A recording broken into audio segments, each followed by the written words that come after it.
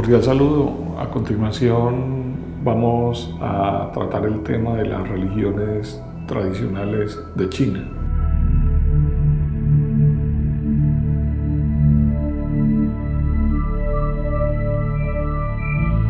Las religiones tradicionales de China se remontan más allá de 5.000 años antes de Cristo.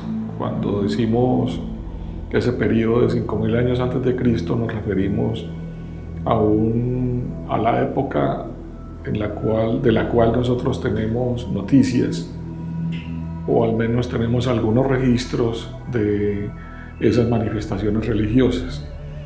A pesar de su antigüedad, 5.000 años antes de Cristo, son prácticas religiosas que siguen existiendo en la China, a pesar de todas las cuestiones de tipo histórico que han ocurrido en esa región, como por ejemplo la llegada a mediados del siglo XX del Partido Comunista, y a pesar de las múltiples persecuciones del Partido Comunista Chino a dichas manifestaciones religiosas, no desaparecieron, sino que siguen existiendo.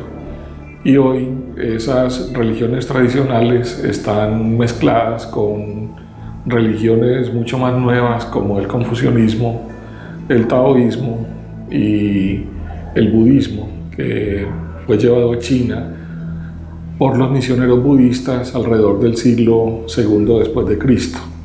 Así que en China se funda un budismo particular que nosotros hoy conocemos como el budismo Chan. Las religiones tradicionales chinas las podemos dividir en 4 partes. En primer lugar, el culto a los muertos. En segundo lugar, el politeísmo chino. Tercero, el culto a un libro sagrado que es el I Ching. Y cuarto, la adivinación, que es un elemento constitutivo fundamental de las religiones chinas. Una aclaración antes de comenzar con estos 4 aspectos de las religiones chinas, es que por China vamos a entender todo el entorno cultural de todos esos territorios que abarcan hoy China, las Coreas, Japón y las repúblicas indochinas. En el caso del Japón, pues conversaríamos un poquito aparte, porque el Japón tiene unas prácticas religiosas tradicionales distintas a las de las regiones chinas en general. Bien, comencemos entonces con el culto a los muertos. Un aspecto fundamental de las religiones chinas es el culto a los muertos. Eso quiere decir que tradicionalmente los chinos no creían o no creen en la reencarnación. El concepto de reencarnación es hindú y fue llevado a China por los misioneros budistas, que, mezclándose con algunos aspectos de las religiones tradicionales de China, nosotros conocemos hoy como el budismo Chan. De manera que los chinos que creen en la reencarnación o son budistas o, sin saberlo, practican algunas cuestiones de tipo budistas, como por ejemplo la creencia en la reencarnación, pero no propiamente la reencarnación de origen hindú, o la reencarnación como la conciben los hinduistas, sino la reencarnación como la entienden los budistas, y particularmente el tipo de budismo que llega a China, que es el budismo tibetano. A diferencia de los hinduistas, los budistas consideran que la reencarnación ocurre solamente entre seres humanos, porque para los budistas no reencarnan el alma como lo consideran los hinduistas, sino una especie de estructura mental. Entonces, en general, la creencia en la reencarnación no es una característica de todas las religiones chinas. La creencia más remota de los chinos es que cuando alguien muere, entra a ser parte del mundo religioso o del mundo divino de las familias o de los grandes grupos familiares, o también de los clanes, que son personas emparentadas por cuestiones de sangre en grupos numerosísimos, a propósito de que para los chinos tradicionales era una bendición de los dioses tener muchos hijos, pero esa cuestión se ha visto restringida por cuestiones de tipo político, cuando el Partido Comunista en algún momento prohíbe que los matrimonios tengan más de un hijo y en algún momento más de 2 hijos, como ocurre en la actualidad. Cuando una persona muere, para los chinos, esa persona entonces entra a ser parte del mundo religioso, del mundo divino. Ellos lo mencionan en términos de los ancestros, y las personas se convierten en cuidadores de la familia, o también se pueden convertir en alguien que le haga mal a la familia, por lo que las familias a los muertos les tienen un altar especial, generalmente con una fotografía del difunto y en algunas ocasiones con figuras de papel que representan el muerto. En esos altares, los altares están muy adornados con flores, con figuras, con regalos que le dan a los muertos, que son autos pequeños diseñados en papel, televisores, cualquier tipo de artefactos que pueden distraer al muerto, así como se distraen a los seres humanos con lo que los seres humanos se distraen en la vida cotidiana. También con velas o foquitos, varitas de incienso y alimento. Los alimentos tienen como fin mantener fuerte al difunto. Ahora, ¿dónde habita el difunto? Habita en una especie de mansión celeste. Esa mansión celeste es una especie de paraíso si nosotros la vamos a comparar con la concepción que nosotros tenemos de lo que pasa después de la muerte. Todos estos adornos, luces, varitas de incienso y alimento tienen como fin pedir la protección del difunto. El difunto entonces hace parte del mundo divino de las familias, y las familias le rezan, le piden favores, le piden protección, y ese fue uno de los elementos fundamentales para que el cristianismo no tuviera mucho éxito en China. A pesar de que en China hay cristianos, cristianos católicos, cristianos protestantes, esos cristianos son minoría y históricamente han sido una minoría y tienden a seguir siendo una minoría precisamente por esta cuestión de tipo tradicional en los chinos, que es el culto a los muertos. Cuando una persona se muere, el ritual religioso dura 49 días. Eso pues no quiere decir que el muerto lo tengan 49 días. Usualmente la persona es enterrada al otro día de la muerte, pero los rituales se hacen durante 49 días, y eso tiene como fin asegurar que el muerto llegue de una especie de purgatorio, llegue a vivir en aquella mansión celeste desde la cual va a proteger a su familia. Si nosotros decimos que una persona muere y el muerto, o sea, su alma, va a permanecer en una especie de mansión celeste, esa alma no resucita, esa alma no reencarna, por lo cual, en primer lugar, eso entra en contradicción con principios cristianos, de ahí el poco éxito del cristianismo. Y en el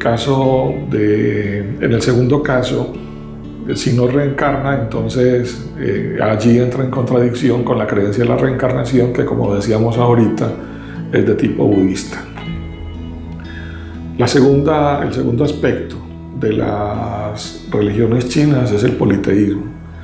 Los chinos tradicionales tienen dioses por todas partes, dioses no solamente con representaciones humanas, sino también dioses que representan determinadas fuerzas de la naturaleza. Además, algunos aspectos fundamentales de la naturaleza, como por ejemplo el sol. para algunas tradiciones importantes el sol sigue siendo una especie de Dios, una fuerza natural muy importante de la cual depende nuestra vida. Fuerzas, por ejemplo, como los ciclones, que son los mismos huracanes que nosotros mencionamos en el Caribe. También algunos lugares naturales importantes como bosques sagrados, montañas sagradas. Las montañas sagradas son muy importantes porque ellos consideran que las montañas son escaleras al cielo. Ellos siempre conciben que el cielo es el lugar, o sea, el firmamento azul, el lugar donde viven los dioses y el lugar en el cual está la mansión celeste donde van todos los muertos.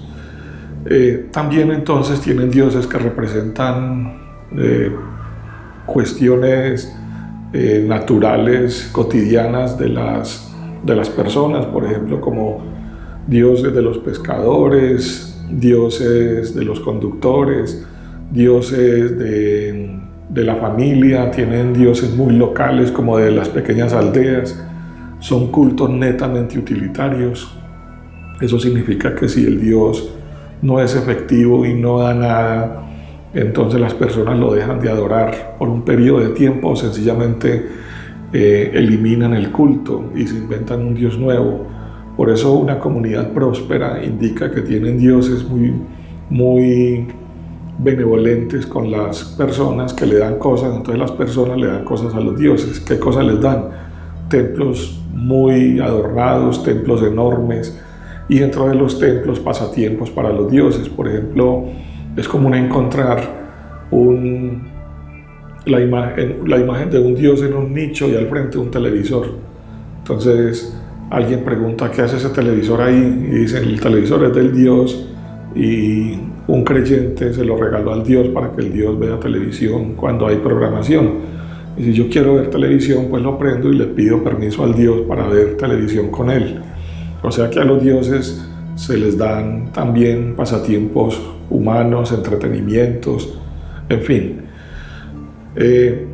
Pero dentro de todo el politeísmo chino hay 3 dioses muy importantes. Esos 3 dioses son los 3 dioses que cumplen los 3 ideales de vida chinos. Esos 3 dioses son el dios de la prosperidad, el dios de la posteridad y el dios de la longevidad. El dios de la prosperidad cumple el ideal de vida chino de ser muy ricos y está representado como un individuo joven, muy adornado, muy bien vestido, adornado con joyas que expresan su prosperidad y su riqueza. Y este individuo joven es además es muy obeso, porque la obesidad en China es representación de la prosperidad. Nosotros aquí en Occidente hemos visto muchas veces estos dioses de la prosperidad chinos. En algún momento nosotros aquí en nuestro medio vimos una especie de moda que se presentó en general entre la población, no solamente aquí en Medellín, sino en casi todo Occidente, incluida Europa, que era lo que la gente llamaba la adoración a un Buda, que era un Buda que la gente le pedía cosas, pero este Buda era un Buda muy obeso, sentado, y la gente tenía un trapito blanco en la cabeza, la gente le sobaba la cabeza con el trapo blanco y le pedía cosas. Se suponía que esa imagen proveía lo que la gente le pedía, pero en realidad pues el culto o esta especie de culto terminó y en general pues desapareció, y mucha gente convirtió pues la figura, que era generalmente de plástico, como en una alcancía o cosas por el estilo, o sencillamente lo desecharon. Esa imagen de un Buda obeso no tiene mucho sentido porque son prácticamente inexistentes. Las representaciones tradicionales de Buda son de un individuo delgado, porque antes de convertirse en el Buda pues era un ermitaño del bosque que escasamente comía, así que era un individuo muy delgado, y mucho antes de ser un ermitaño era prácticamente un atleta, cuando era un príncipe, porque era el mejor jinete, el mejor corredor, el mejor deportista, o sea, el mejor arquero, o sea, de tirar flechas con el arco y cosas por el estilo. Y en general las representaciones son de un individuo atlético o muy delgado. Esas representaciones de dioses obesos son representaciones chinas de la prosperidad. En general en Oriente la prosperidad se representa como dioses obesos. En India tenemos un ejemplo, y es que el dios Ganesa, que es un dios de la prosperidad, que se representa como mitad humano y mitad elefante. La mitad humana, que es del pecho hacia abajo, es de un individuo muy gordo, con cabeza de elefante, a veces de 6 colmillos, a veces con 2 colmillos. Eso depende pues de la representación del dios.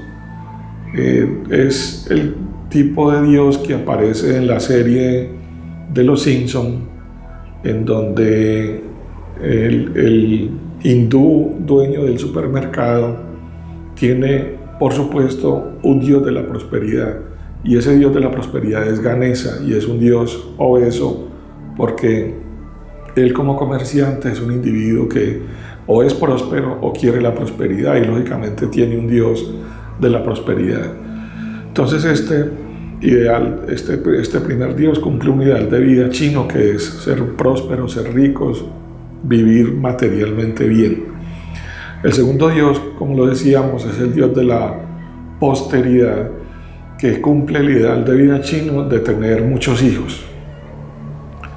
Eso ha entrado en conflicto, lógicamente, pues, con los reglamentos que ha impuesto el Partido Comunista Chino. Lo que hace eso, pues, ha traído una gran cantidad de problemas. En el primer aspecto es un aspecto de tipo cultural. El segundo es ya de tipo social y de salubridad, porque las personas jóvenes en China, como en casi muchas partes del mundo, obtienen su educación sexual a través de internet o con sus amigos, de manera que los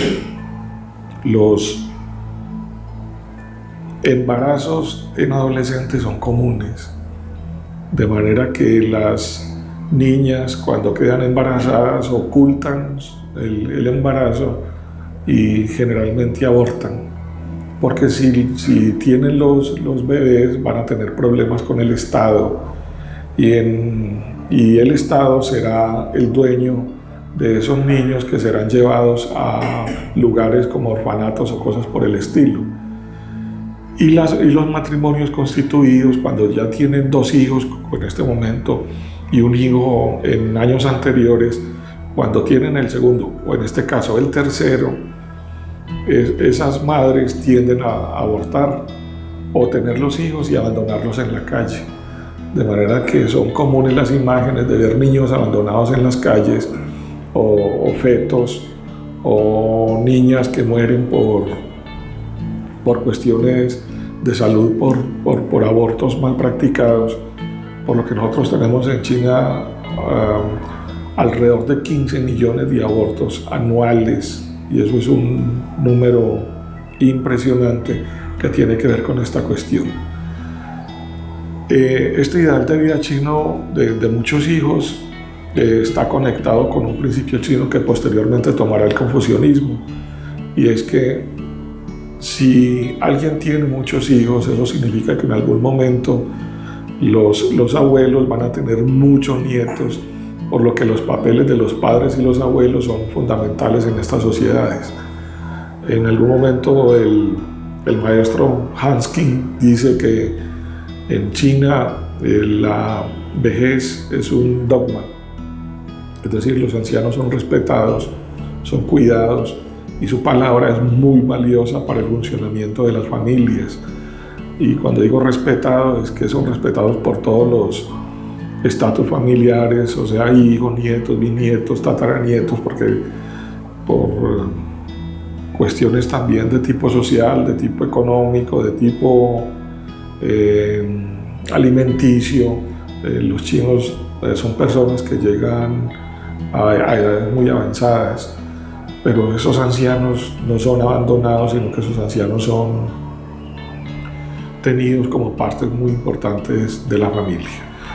El tercer dios es el dios de la longevidad, que tiene que ver pues con lo que acabo de decir, que es el ideal de vida chino de llegar a ser muy viejos, de llegar a la máxima vejez.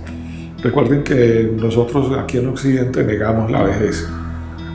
La negamos desde las cuestiones cotidianas como negar la edad, quitarnos los años, y las personas ya en determinadas edades a quitarse las arrugas, ya sea con remedios o con cirugías, y a estirarse las arrugas hasta lo último para parecer eternamente jóvenes. Pero eso pues en el caso de Occidente es un asunto cultural, que es la tendencia a la eterna juventud, a ser jóvenes todo el tiempo, a la tendencia a ser inmortales, que está trabajada pues por la filosofía, por la literatura, por el arte, y que nosotros podemos evidenciar fácilmente pues en manifestaciones culturales actuales como el cine, por ejemplo, en donde este tipo de temáticas es común. Las arrugas, el ser viejo, eso es muy importante para estas comunidades, y por eso ellos tienen un dios que es el dios de la longevidad y que es representado como un hombre muy anciano. Había olvidado mencionarles la representación que tiene el dios de la posteridad, o sea, el que cumple el ideal de vida chino de tener muchos hijos. Es representado como un hombre muy joven con un niño cargado a la derecha y una niña cargado en el lado izquierdo. Esa es la representación de este dios. Eso entonces es lo que en resumen podríamos llamar el politeísmo chino. Los chinos tienen dioses por todos los lados. Podríamos decir incluso que es una cultura netamente religiosa. Todo lo que los chinos hacen, lo hacen a propósito de su religión. Cuando digo lo que hacen es lo que hacen cotidianamente, el trabajo, las relaciones familiares, las relaciones con las otras personas, las relaciones con las clases gobernantes, todo en general, incluso la forma en que miden el tiempo, tiene que ver con eso. Como ustedes saben, ellos cuentan los calendarios de 12 en periodos de 12 años, y cada año pues tiene un nombre particular, como el perro, el cerdo de fuego, la serpiente, el dragón, etc. Y eso está ligado a dioses. Generalmente el dragón, el perro, el cerdo de fuego son dioses que están identificados en algunas constelaciones del zodiaco, que para ellos son muy importantes en periodos de 12 años, y eso está íntimamente conectado con sus formas de vida cotidianas.